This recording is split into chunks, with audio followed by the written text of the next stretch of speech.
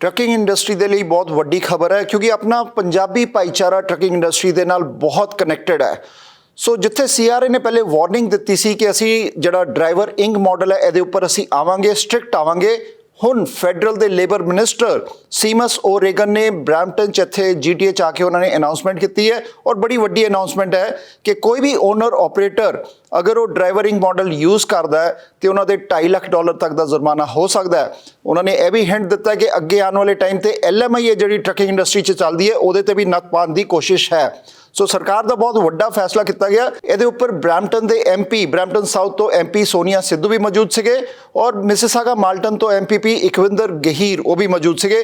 और असी देखते हैं गलबात करते हैं मनन गुप्ता के नाल जिहड़े कि रोड टूडे के पब्लिशर है कि की सारी डिवेलपमेंट है उपर। मनन स्वागत है प्राइम एशिया ते। बहुत बहुत शुक्रिया। मनन सानू दसोगे जो फैडरल के लेबर मिनिस्टर है सीमस ओरेगन उन्होंने ड्राइवर इंक मॉडल के उपर बड़ी वड्डी स्टेटमेंट दी है। की है सारी स्टेटमेंट क्योंकि असी थोड़े नाल पहले भी गल की सी कि CRA ने वार्निंग दी है। सो लोग इन्हू मानते नहीं थे। हुण अनाउंसमेंट आ गई है, की सारी डिवेलपमेंट है उपर? बिल्कुल जी, ड्राइवर इंक का जो मुद्दा है पिछले कुछ एक सालों तो काफ़ी सुर्खियां बटोर रहा है। असी भी कई बार प्रोग्राम चा के उत्ते चानना पाया, लेकिन हुण रीसेंट जी डिवेलपमेंट आ हुई है कि कैनेडियन ट्रकिंग अलायंस के दफ्तर के विच जिहड़े फैडरल लेबर मंत्री ने शॉमस ओरेगन जूनियर उन्होंने आके वड्डा ऐलान किया कि हुण फैडरल सरकार वालों और फैडरल सरकार के वक्रे वक्रे महकमिਆਂ वालों ड्राइवर इंक जी मिसक्लासीफिकेशन स्कीम है जिहदे विच ट्रक ड्राइवर्स जिहड़े हुंदे ने उन्हां नूं मिसक्लासीफाई किया जाता है एज इंडिपेंडेंट कॉन्ट्रैक्टर। उन्हां दी कंपनियां खुलवा के इनकॉर्पोरेशन करवा के उहदे उत्ते सरकार हुण बहुत ज़्यादा सख्त एनफोर्समेंट करन जा रही है। सो इनफोर्समेंट काफ़ी वक्रे वक्रे पहलुओं की होएगी। सो उहदे उत्ते चानना उन्होंने पाया है। मनन अगर तुसी सानू लेमैन लैंग्वेज समझाओ कि ड्राइवर इंक मॉडल है कि बेसिकली और जी गवर्नमेंट की अनाउंसमेंट के बाद ओनर ऑपरेटर नूं इहदा फर्क पऊगा, ड्राइवर्स नूं फर्क पऊगा, किनूं फर्क पऊगा इहदा एक्चुअली? देखो, ड्राइवर इंक जिहड़ा बिजनेस मॉडल है वो इस कारण चिंता का कारण कैनेडियन ट्रकिंग अलायंस वालों कहा जा रहा है क्योंकि उन्होंने वालों जिहड़े पेश किए आंकड़े ने वो दसदे ने कि तकरीबन $1 बिलियन का बिलियन विद B डॉलर का नुकसान फैडरल सरकार नूं हुंदा है। टैक्स की जी उन्होंने वसूली नहीं हो पाती। वो क्यों नहीं हो पाती? क्योंकि जिहड़ियां ट्रकिंग कंपनीज़ ने बहुत सारिया कंपनीज़ वो अपने ड्राइवर्स नूं मिसक्लासीफाई करदियां ने एज इंडिपेंडेंट कॉन्ट्रैक्टर। उन्होंने कहा जाता है कि तुसी इनकॉर्पोरेशन खोल लो, नंबर्ड कंपनी खोल लो या कोई भी कंपनी खोल के असी तुहानूं चैक जिहड़े उस कंपनी के नाम से देवांगे। और ये सारे सिलसिले दे विच देखो ड्राइवर्स नूं तां एकदम आ लगता है कि असी अपनी कंपनी के मालिक हैं, असी अपने खर्चे क्लेम कर लांगे, असी बिजनेस एक्सपेंसिस पा सकते हैं।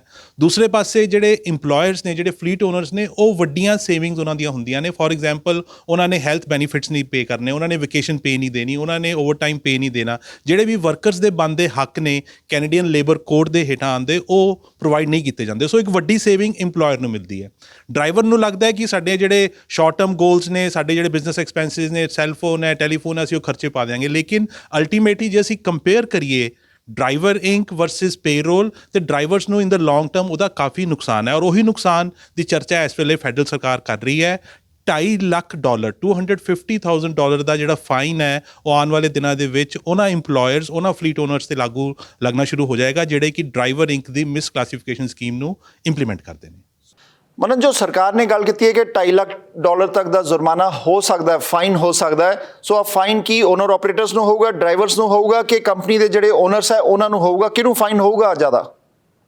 देखो, शुरुआती तौर पर इंप्लॉयर्स के उत्ते लगेगा क्योंकि सरकार का मानना है कि आ इंप्लॉयर ड्रिवन ड्राइवर इंक मॉडल है क्योंकि इंप्लॉयर ज़्यादा इनकरेज करते हैं ड्राइवर्स को जो हायर करते हैं कि जी तुसीं अपनी कंपनी खोलो तो असीं तुहानूं हायर कर लांगे। सो पहला पड़ाव तो $2.5 लाख का जुर्माना इंप्लॉयर्स तो होएगा। जिथों तक जिहड़े ड्राइवर्स ने उन्हां ते भी देखो काफ़ी चीज़ां नुकसान हो सकदियां ने आने वाले समय में। ऑडिट्स हो सकते हैं, उन्होंने अपनियां बनते फाइनस पे करने पै सकते हैं। लेकिन वड्डा जिहड़ा नज़ला हैगा $2.5 लाख पर जिहड़ी कंपनी वो इस वेले इंप्लॉयर्स ते सरकार ने ऐलान किया है। मनन आज जो अनाउंसमेंट हुई है ये कौन कौन मौजूद सीगा, केड़े MP MPP? क्योंकि फैडरल का मुद्दा है जिहड़ा CRA ने वार्निंग दी है, फैडरल का मुद्दा है। ट्रकिंग इंडस्ट्री जिद्दां असीं दस्सिया साडा भाईचारा बहुत है। सो सारिਆਂ ਨੂੰ केयरफुल रहना चाहिए क्योंकि अनाउंसमेंट हो चुकी है $2.5 लाख तक का जुर्माना। सो आ मीटिंग च कौन कौन मौजूद सीगा सारे? ਬਿਲਕੁਲ ਜੀ, ਆ ਜਿਹੜੀ ਮੀਟਿੰਗ ਹੈ ਕੈਨੇਡੀਅਨ ਟਰੱਕਿੰਗ ਅਲਾਇੰਸ ਦੇ ਦਫ਼ਤਰ ਦੇ ਵਿੱਚ ਹੋਈ ਹੈ ਪਿਛਲੇ ਦਿਨਾਂ ਦੇ ਵਿੱਚ, ਜਿੱਥੇ ਲੇਬਰ ਮੰਤਰੀ ਸ਼ੋਮਸ ਓਰੀਗਨ ਜੂਨੀਅਰ ਆਏ ਸੀਗੇ। ਉੱਥੇ ਹੀ ਗ੍ਰੇਟਰ ਟੋਰਾਂਟੋ ਏਰੀਆ ਦੇ ਕੁਛ ਇੱਕ ਮੈਂਬਰ ਆਫ ਪਾਰਲੀਮੈਂਟ ਵੀ ਪਹੁੰਚੇ ਹੋਏ ਸੀ, ਕਿਉਂਕਿ ਇਹ ਮੁੱਦਾ ਫੈਡਰਲ ਸਰਕਾਰ ਦੇ ਉੱਤੇ ਕੈਨੇਡੀਅਨ ਟਰੱਕਿੰਗ ਅਲਾਇੰਸ ਕਾਫੀ ਦੇਰ ਤੋਂ ਉਠਾ ਰਹੀ ਹੈ। ਬਰੈਂਪਟਨ ਸਾਊਥ ਤੋਂ member of parliament honourable Sonia Sidhu ji ਉੱਥੇ ਸੀਗੇ, ਮਿਸੀਸਾਗਾ ਮਾਲਟਨ ਤੋਂ ਇਕਵਿੰਦਰ ਗਹੀਰ ਜੀ ਉੱਥੇ ਸੀਗੇ। ਸੋ ਕਾਫੀ ਸਾਰੇ ਚਿਹਰੇ ਉੱਥੇ ਸੀਗੇ, ਕਿਉਂਕਿ ਟੀਮਸਟਰਸ ਜਿਹੜੀ ਯੂਨੀਅਨ ਹੈ ਉਹਨਾਂ ਨੇ ਵੀ ਇਹ ਮੰਗ ਕੀਤੀ ਹੈ ਕਿ ਆ ਜਿਹੜੀ ਮਿਸਕਲਾਸੀਫਿਕੇਸ਼ਨ ਹੈ ਉਹਨੂੰ ਦੂਰ ਕੀਤਾ ਜਾਏ, ਲੈਵਲ ਪਲੇਇੰਗ ਫੀਲਡ ਲਾਗੂ ਕੀਤਾ ਜਾਏ। ਸੋ ਦੋਨੋਂ ਪੱਖ ਨੇ, ਭਾਈਚਾਰਾ ਟਰੱਕਿੰਗ ਇੰਡਸਟਰੀ ਦੇ ਵਿੱਚ ਕੁਛ ਇੱਕ ਇਹਨੂੰ ਪਸੰਦ ਕਰ ਰਿਹਾ, ਕੁਛ ਇੱਕ ਇਹਦਾ ਵਿਰੋਧ ਕਰ ਰਹੇ ਨੇ, ਲੇਕਿਨ ਚੇਂਜ ਜਦੋਂ ਵੀ ਆਉਂਦੀ ਹੈ ਉਹਨੂੰ ਰਜਿਸਟ ਕਰਨਾ, ਉਹਨੂੰ ਇੰਪਲੀਮੈਂਟ ਕਰਨਾ ਕਾਫੀ ਔਖਾ ਹੋ ਜਾਂਦਾ ਹੈ। ਮਨਨ, ਆ ਜੋ ਅਨਾਉਂਸਮੈਂਟ ਹੈ ਆ ਇੰਪਲੀਮੈਂਟ ਕਦੋਂ ਤੋਂ ਹੋਣੀ ਹੈ ਕਿ $2.5 ਲੱਖ ਦਾ ਜੁਰਮਾਨਾ ਅਗਰ ਹੋ ਸਕਦਾ ਹੈ, ਤੇ ਆ ਸਾਰੀ ਅਨਾਉਂਸਮੈਂਟ ਕਦ ਤੋਂ ਇੰਪਲੀਮੈਂਟ ਹੋਣ ਜਾ ਰਹੀ ਹੈ?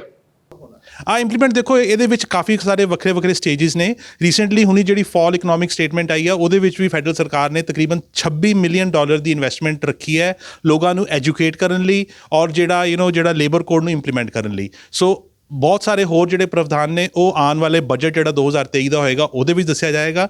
ਪਤਾ ਆ ਵੀ ਚੱਲਿਆ ਭਰੋਸੇਯੋਗ ਸੂਤਰਾਂ ਤੋਂ ਕਿ ਆਉਣ ਵਾਲੇ ਦਿਨਾਂ ਦੇ ਵਿੱਚ ਫੈਡਰਲ ਸਰਕਾਰ ਜਿਹੜੇ ਇਮੀਗ੍ਰੇਸ਼ਨ ਰਿਲੇਟਡ ਬੈਨੀਫਿਟਸ ਮਿਲਦੇ ਨੇ ਟਰੱਕਿੰਗ ਇੰਡਸਟਰੀ ਨੂੰ, LMIAs ਜਾਂ ਜਿਹੜੇ ਇਸ ਤਰ੍ਹਾਂ ਦੇ ਫੋਰਨ ਵਰਕਰ ਹਾਇਰਿੰਗ ਪ੍ਰੋਗਰਾਮ, ਉਹਦੇ ਵਿੱਚ ਵੀ ਕਾਫੀ ਜ਼ਿਆਦਾ ਸਖਤੀ ਕਰਨ ਜਾ ਰਹੀ ਹੈ, ਕਿਉਂਕਿ ਸਰਕਾਰ ਨੂੰ ਲੱਗਦਾ ਹੈ ਕਿ ਜਿਹੜੀਆਂ ਡਰਾਈਵਰਿੰਗ ਫਲੀਟਸ ਨੇ ਉਹ ਇੱਕ ਪਾਸੇ ਤਾਂ ਟੈਕਸ ਇਵੇਡ ਕਰ ਰਹੀਆਂ ਨੇ, ਦੂਸਰੇ ਪਾਸੇ ਇਮੀਗ੍ਰੇਸ਼ਨ ਦਾ ਫਾਇਦਾ ਉਠਾ ਰਹੀਆਂ ਨੇ। ਸੋ ਅਸੀਂ ਦੋਨੋਂ ਚੀਜ਼ਾਂ ਪੈਰਲਲੀ ਨਹੀਂ ਚੱਲ ਸਕਦੀਆਂ।